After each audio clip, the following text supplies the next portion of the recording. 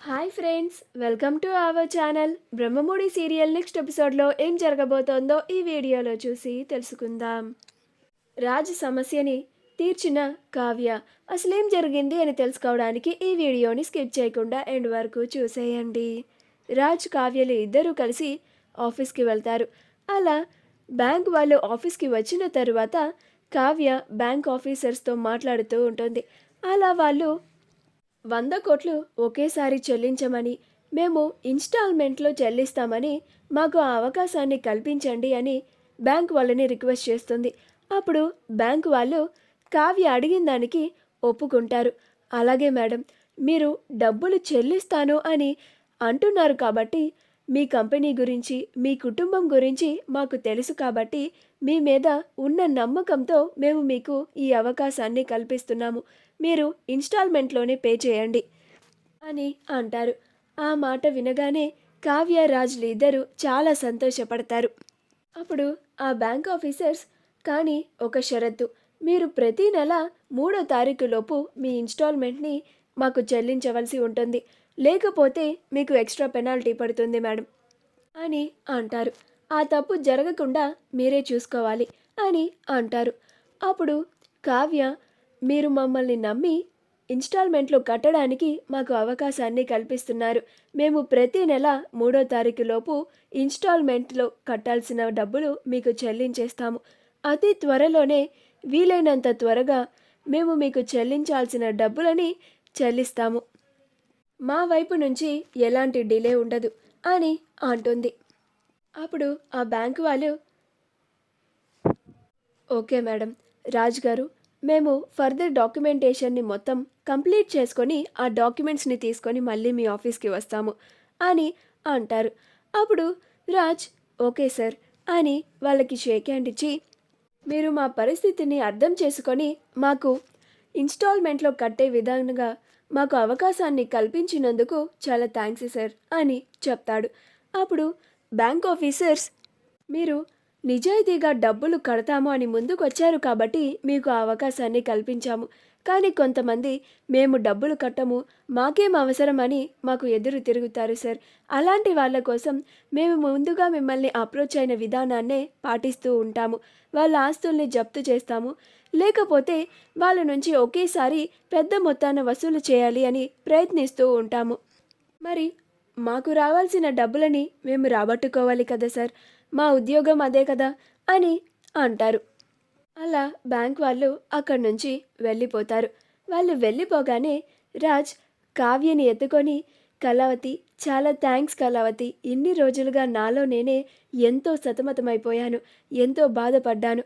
నా వల్ల నన్ను నమ్ముకొని ఉన్న నా కుటుంబం, ఇంతమంది ఎంప్లాయీస్ అందరూ రోడ్డున పడతారేమో అని చాలా బాధపడ్డాను.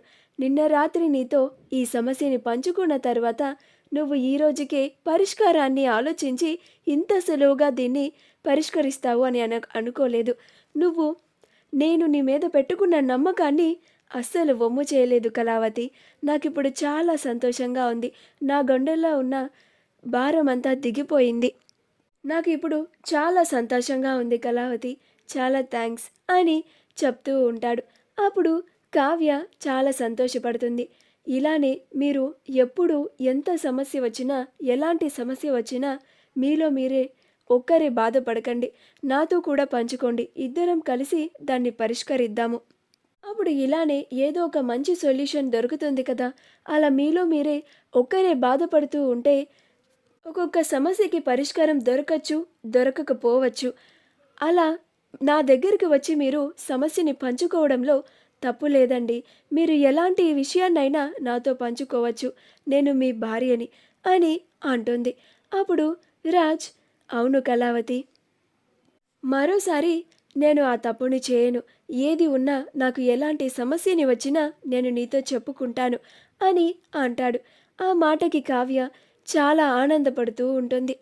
ఇంకొక విషయం అండి, మనం ప్రతి నెల ఇన్స్టాల్మెంట్లో డబ్బులు పే చేస్తామన్నాము కాబట్టి మనం మన బిజినెస్లో ఇంకా కొంచెం కష్టపడాలి.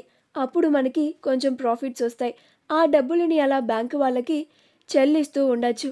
అతి త్వరలో మనం ఆ డబ్బుని మనం కట్టేసి ఆ అప్పుని మనం త్వరగా చెల్లించేయవచ్చు అని అంటుంది. అప్పుడు రాజ్ అవును కళావతి అని అంటాడు. అప్పుడు కావ్య రేపటి నుంచి నేను కూడా ఆఫీస్కి వస్తానండి, మీకు సహాయంగా ఉంటాను, మన ఇద్దరం కలిసి ఎలాగైనా మన బిజినెస్ని ఇంకా మంచి పొజిషన్లో నిలబెట్టి అతి త్వరలో ఆ డబ్బుని మనం చెల్లించేయాలి అని అంటుంది. అప్పుడు రాజ్ కావ్య చేతులు పట్టుకొని నన్ను క్షమించు కళావతి, ఇన్నాళ్ళు నిన్ను నేను ఎన్నో బాధలు పెట్టాను, ఎన్నోసార్లుగా నేను నిన్ను ఎన్నో విధాలుగా అపార్థం చేసుకున్నాను, అయినా నువ్వు నన్ను ఒక్క మాట కూడా అనలేదు, నేను నిన్ను ఎన్ని విధాలుగా బాధ పెట్టినా కానీ నువ్వు నా పైన ఉన్న ప్రేమని కొంచెం కూడా పోగొట్టుకోలేదు, నువ్వు నన్ను అర్థం చేసుకున్నంతలాగా నేను నిన్ను అర్థం చేసుకోలేకపోయాను కళావతి. భార్య అంటే సుఖమే కాదు, భర్త యొక్క ప్రతి కష్టాన్ని పంచుకుంటుంది అని, ఎలాంటి సమస్య వచ్చినా కష్టం వచ్చినా భర్తని అస్సలు విడిచిపెట్టదని, ఆ కష్టంలోనే భర్తతో పాటు నడిచి ఆ కష్టాన్ని అధిగమిస్తుంది అని నిరూపించావు కళావతి. నువ్వు నన్ను ఇంతలాగా అర్థం చేసుకొని నాకు ఇంత సపోర్ట్ ఇస్తావని నేను అస్సలు ఊహించలేదు. నువ్వు నేను కష్టాల్లో ఉన్నప్పుడు నాకు ఇంతలాగా ధైర్యం చెప్పి ఇలా తోడుంటావని అస్సలు అనుకోలేదు. నేను నీ మనసుని చాలా బాధ పెట్టాను, నన్ను క్షమించు కళావతి అని అంటాడు. అప్పుడు కావ్య చాలేండి ఆపండి, చాలా పెద్ద మాటలు మాట్లాడుతున్నారు మీరు, మీరు నన్ను ఇప్పటికైనా అర్థం చేసుకున్నారు, అర్థం చేసుకొని మీ సమస్యని ఒక భార్యగా నాతో చెప్పుకున్నారు, మీ బాధని నాతో పంచుకున్నారు, అన్నిటికీ మించి మీరు నన్ను నమ్మారు, నేను మీకు ఏదో ఒక పరిష్కారాన్ని చూయిస్తాను అని, నాకంతే చాలండి, నాకు ఇప్పుడు చాలా సంతోషంగా ఉంది అని అంటుంది. అలా కావ్య రాజ్ని ఆ సమస్య నుండి బయటపడేస్తుంది, తన గుండెల్లో ఉన్న భారాన్ని దించుతుంది. ఆ తరువాత కావ్య ఎవండి, నేను ఎంప్లాయీస్ అందరితో ఒకసారి మాట్లాడి వస్తాను, అందరూ సీరియస్గా వర్క్ చేస్తున్నారా లేదా అని గమనించి వాళ్ళకి మోటివేషన్ ఇచ్చి వస్తాను అని అంటుంది. అప్పుడు రాజ్ అలాగే కళావతి అని అంటాడు. అప్పుడు కావ్య రాజ్ క్యాబిన్ నుంచి బయటికి వచ్చి ఎంప్లాయీస్ అందరూ నిజంగానే డెడికేషన్తో వర్క్ చేస్తున్నారా లేదా టైంపాస్ చేస్తున్నారా అని గమనిస్తూ ఉంటుంది. అందరూ ఎవరి పనుల్లో వాళ్ళు బిజీగానే ఉంటారు. అప్పుడు కావ్య అందరూ బాగానే వర్క్ చేస్తున్నారు, ఎవరూ కూడా వర్క్ నుంచి డీవియేట్ అవ్వకూడదు అని వాళ్ళ దగ్గరికి వెళ్ళి మీరందరూ ఈ రోజు నుంచి పని చాలా సీరియస్గా తీసుకొని వర్క్ని ఇన్ టైంలో కంప్లీట్ చేయాలి అని అంటుంది. మా వీడియో కనుక మీకు నచ్చినట్లయితే లైక్ చేయండి, షేర్ చేయండి, మా ఛానల్ని సబ్స్క్రైబ్ చేసుకోండి, పక్కనే ఉన్న బెల్ ఐకాన్ని క్లిక్ చేయడం మాత్రం మర్చిపోకండి.